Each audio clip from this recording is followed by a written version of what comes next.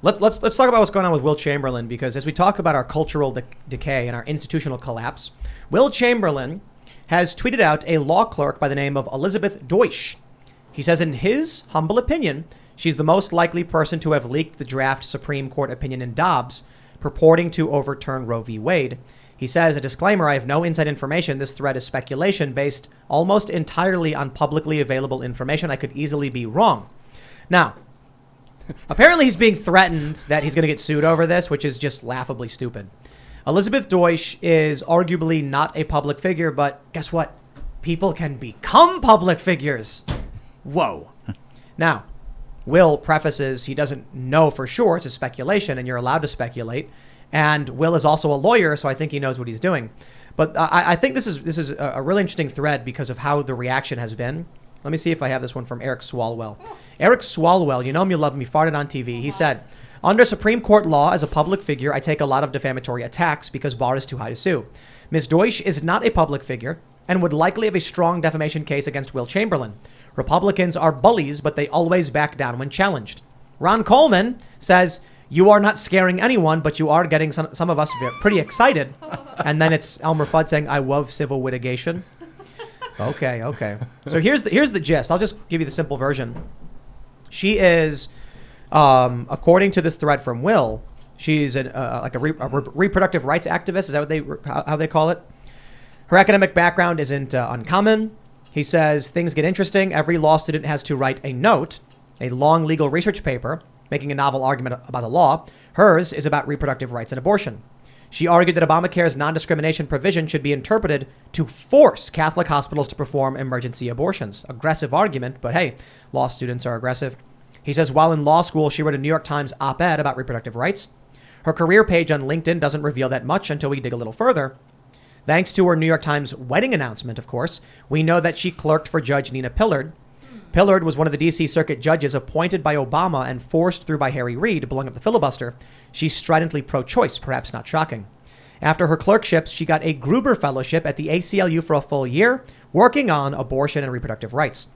None of this proves anything. Deutsch's career seems pretty focused on abortion, but without some connection to Josh Gerstein, the journalist who received the leak, there would be no reason to suspect her. Let's go back to that New York Times wedding announcement.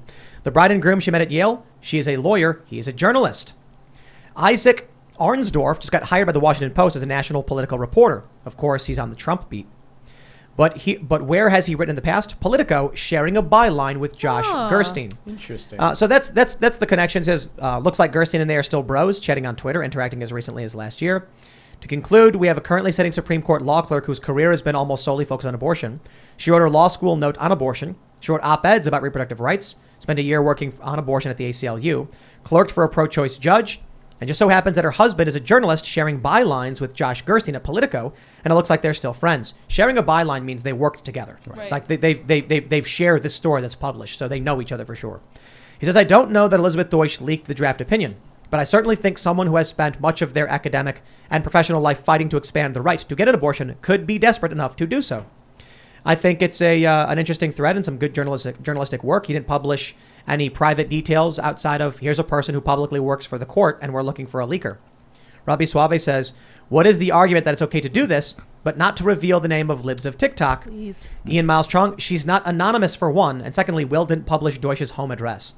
She's not anonymous. She's literally a law clerk. Someone leaked the information. We're going to start looking who the publicly available information on law clerks is. Libs of TikTok's name was not in the public, but my argument on that one was always, I disagree with it, but there's an argument to be made about the journalistic issue around whether or not who someone is should be public knowledge. Considering Libs of TikTok had 600,000 followers and was influencing politics, I think the reporting was warranted, but the name didn't serve a purpose. Posting the home address was crossing the line. As for this is not an anonymous person. This is someone who has stamped law clerk at the Supreme Court under their name. All of this is in the press. Libs of TikTok's information may have been public, as they argue, but it was in like registries. It was in like real estate licenses. There was nothing saying LinkedIn, person, libs of TikTok, like this individual has. Now they're threatening to sue. I wonder if Will is over target on this one, and he actually found who may have leaked the... Also, making popular memes on Twitter and... Or not even making popular memes, sharing videos on Twitter... Of other people. And being at the highest court in the land. That those are like two different categories of power. And I posting memes is way more powerful than being a law clerk at the Supreme Court. I'm sorry, I just don't buy that this isn't a public person. You know, you work for a member of Congress that's publicly known. You know, if you tweet something as a member of Congress, I guarantee you the New York Times or whoever will go after you. So, you know, I think, look, Will is an incredibly smart guy. He's very careful. I imagine he went through all of these clerks and kind of did some process of elimination. And look, I mean, this is really interesting. You know, the media is not going to do anything about this, right? They're not going to look for the leaker. They're happy it happened. So I think it's going to have to be on people like Will and other sleuths to this is the out. Media as well. And so that's part of how we're changing what the media is. Right. We're so used to being outside of the building looking in that the media usually refers to the establishment, but we're taking over. We're taking that space. So the corporate press, I think, is usually... Even this is corporate press at this point. This is not corporate press. Timcast is a corporation. That's not what it means. We're usurping that title. This is why okay. you guys are Here the come good the media. semantics that are I completely am the immaterial to the semantic argument. master. You know what's been crossing my mind? That it's a spouse. Somebody talk to their spouse. It's so easy to go home after work and lay in bed all stressed out and just blab about what you did at the job. So it's very well could have been her husband. They'd still have to get it. They had the physical 98-page draft. And apparently that's and like there's really collusion. limited in terms of who could have it. I'm not saying that this... I don't know what this is. This is Tons of journalists are married to people in politics. Huh, yeah. It is one thing. It is not... The fourth estate, I think the press was supposed to be. Yeah. No, the fourth estate and what's the third estate? Is that which one? Yes. Which is it? Is the third estate government? I think it's the third estate. I don't know. Whatever. Whichever estate is supposed to be, elected representatives has merged with journalism, and now it's polilism. Now it's a monopoly of states. A monopoly of estates. Here's a tweet. We got another tweet. Mike Cernovich. He said, "New talking point just went out. Doesn't matter who leaked." Adam Schiff says, "I don't care how the draft leaked. That's a sideshow. What I care about is that a small number of conservative justices who lied about their plans to the Senate intend to deprive millions of women of reproductive care. Codifying Roe isn't enough. We must expand the court." Oh, incredible. So a leak from the Supreme Court is a sideshow. This is an interesting precedent. How many more leaks from the Supreme Court are going to happen in the future now when some progressive clerk doesn't like what she sees? I'm telling you, man, boomers had scruples. I asked this question, why can't you bribe a cop in the United States? Because the cop will arrest you on the spot. But why can you bribe a cop in Russia?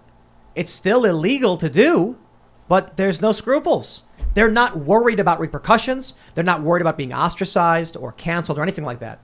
For the older generations, they're genuinely worried that if I step out of line, people will be mad at me. Now you've got these law clerks who are like, I literally don't care what anyone else thinks. My tribe must win. When you have two distinct political factions, and within those umbrellas, you have many different ideologies, like libertarian and conservative are kind of in the same space, but they really don't agree with each other, just like progressives and neo-libs don't, but they're in the same space. What happens is we had one United States, and a Republican would be like, I can't do that because Democrats, I'm going to get all the flack from my colleagues in Congress. That one goes too far. Nowadays, it's basically come to the point where left and right says, I do not care at all what the right thinks. The left must get this thing. So the attitude now with cancel culture. Ethan Klein, really great example, H3H3. He makes an offensive statement. He apologizes to his fans. We all laugh and be like, look what you have to do.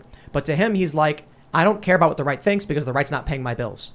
So I'll apologize if I have to. Mm-hmm. That's where we're at right now. Ethan can come out and accuse anyone on the right of being anything, and there's zero damage he will face. We had a detransitioner on the show yesterday, and I'm like, I'm sure a bunch of activists are going to come and scream in my face, but they have zero impact on my work or my show, so why should I care? And that means when the boomers are gone, there's going to be two distinct political realities in this country. You said that there's one United States. I see 50 United States. And the reason we have 50 states is because just in case a political faction attempts to seize power at the federal level, the states have total recourse to resist that. And that means civil war. Or just means a revolution. No, because California will not tolerate a Republican revolution. If the right goes in the federal government and takes over, California says no. I don't think it has to be a political revolution, a technological revolution. Dude. A revolution of states. The issue with this is, Republicans, conservatives will always say federalism will solve everything, that we should push things back to the states. But I do think, it's important to know who our enemy is here. And to Tim's point, I mean, these are people who think that the ends are always justified. And so, why would California listen to, something? I'll take a different view here. I think the most important war is the information war. And the reason why these divides are happening is because the media has gone so far to the left that it's creating this alternative reality. Yes, but, well, I disagree a little bit. I think social media created a generation living in a broken, fractured world where there is no truth but power. And then they got jobs in media. Mm-hmm. And now the New York Times is being worn as a skin suit, as is the Washington Post. I mean, look, it was kids using Facebook when they were 14 and they figured out how to go viral. Now they're working in the now they're at the New York Times. Sort of. It was news organizations funded by venture capital who found the fastest path towards making money was rage bait. And so you ended up with websites like Mike.com, which initially started as Ron Paul supporting and then went woke because they were like, this stuff works. You know what doesn't work for the right? What worked for the right was anti-SJW. We don't like the things they're doing, so we're going to complain about it whenever they do it. What worked for the left was literally lying about anything. It's claiming that cops are going around hunting down black people. Russiagate, Covington, Jussie Smollett, Ghost of Kiev, that's a new one. Michael Brown, Trayvon Martin, Ahmaud Arbery, lie. Kyle Rittenhouse, lie. They do it nonstop all day, every day, and it works every time. These people live in a chaotic dimension of flame, fire, and destruction, and they don't care they've been wrong about almost every major cultural story of the past decade. They don't care. You will not change their minds. So when I pull up Politico, quite literally having two articles, one saying Ukraine did meddle, and one saying, actually, that was Russian disinformation, but they never retracted the other one, how can these people exist? How can their brains function with such cognitive dissonance? That is the problem. The information war, yes. But if these people are in a cult and you can't reach them, then there's going to be fighting. You can, but you got to figure out how. Everyone can be reached. Every cult member can be reached. Usually got it. There's ways. And it's true. The way to do it is to show them they're not as popular as they think. And what's insulating them from that is social media censorship. What I want to know is, why are Republicans so keen on bailing this industry out, bailing the news media out, the same industry that is publishing these Politico articles, the same industry. Who's trying to bail them out? A bunch of Republican senators. Apparently, they've jumped onto this Amy Klobuchar bill called the Journalism Competition Allum and and I Preservation. disagree on this, by the way. This is going to be fun. The Journalism Competition and Preservation Act. I think I've discussed it on the show before. Thanks for checking out this segment from the Timcast IRL podcast. But if you want to check out the full show live, tune in Monday through Friday at 8 p.m. And if you want more special access content, head over to timcast.com and become a member. Your membership helps sustain this company, keep our journalists employed, makes this show happen, and you will get access to exclusive members-only segments of the Timcast IRL podcast, and there's a massive library to check out. So again, go to timcast.com or tune in Monday through Friday at 8 p.m., and we'll see you all there.